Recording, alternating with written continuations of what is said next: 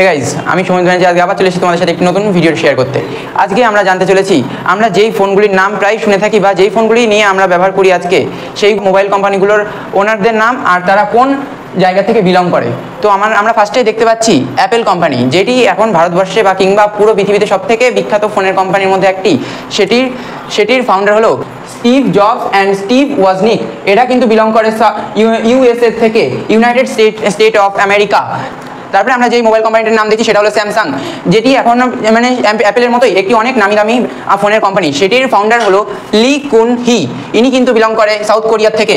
তারপরে যেই মোবাইল কোম্পানির নাম হলো সেটা হলো রেডমিকে আমরা চিনি মানে ভারতবর্ষে কিংবা পুরো পৃথিবীতে একটি বাজেট ফোন কোম্পানির হিসেবে।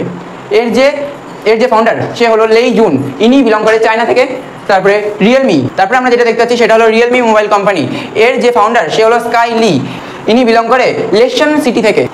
এবং এখন লাস্টে যে মোবাইল কোম্পানির নাম আমরা দেখছি সেটা হলো ভিভো। এর যে ফাউন্ডার সে হলো শেন উই।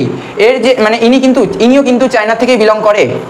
সো বন্ধুরা, আজকের এই ইনফরমেশনগুলো যদি পেয়ে আপনাদের ভালো লেগে থাকে তাহলে লাইক, কমেন্ট অ্যান্ড শেয়ার করবেন আর সাবস্ক্রাইব করতে ভুলবেন না।